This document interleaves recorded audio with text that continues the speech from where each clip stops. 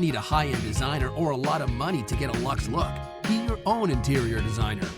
This is Affordable Interior Design, the podcast. Here's your host, Betsy Helmuth.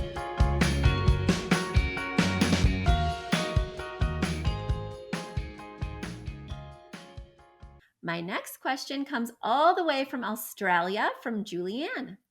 Julianne says, "Hi, Betsy. You say that wall art should be 50 to 75% of the width of your furniture. But how does this apply to a dining table? Should art be 50 to 75% of the width of the table only, or should the chairs be counted towards that width? A photo is attached of the table I bought. I also bought 6 black leather chairs. The art is custom framed, colorful fabric, which is very meaningful to my husband and to me. But that means that we can pick any size. Thanks in advance." So Julie, thanks so much for sending in this table. It looks like it is a round marble top with a dark sort of graphite metal base that's got this really cool, very contemporary X. It's a really interesting, compelling table. I just love it. I love a circular table with a pedestal base because you can fit more people around. And so that means if you're a family of 4 just eating dinner, you can easily talk and chat and it's optimal for conversation. But if somebody comes over, you can just squeeze in another chair and you don't have those legs right on the ends. So it's not kind of dictating how many people can fit around. So I think this table is really cool for a variety of reasons. Yes, I typically make it so that the artwork is 50 to 75% the size of the table, not of the table with the chairs. But the other thing that you want to consider in a dining space is how big is the wall behind the dining table? Because sometimes, the dining table is not going to be pushed up against the wall. That rule is really for objects that will be pushed up against the wall.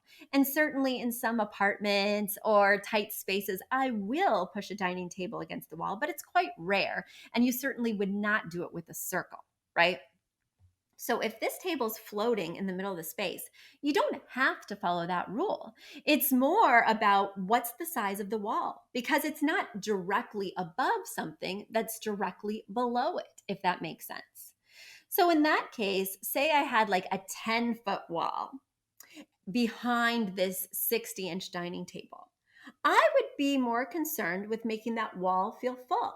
So maybe I would do 3 pieces, like a triptych, that were all 30 by 30 with a few inches between. That would much better fill the wall, even though, if you add up those 3 pieces with the space in between, it's much bigger than the 60 inches.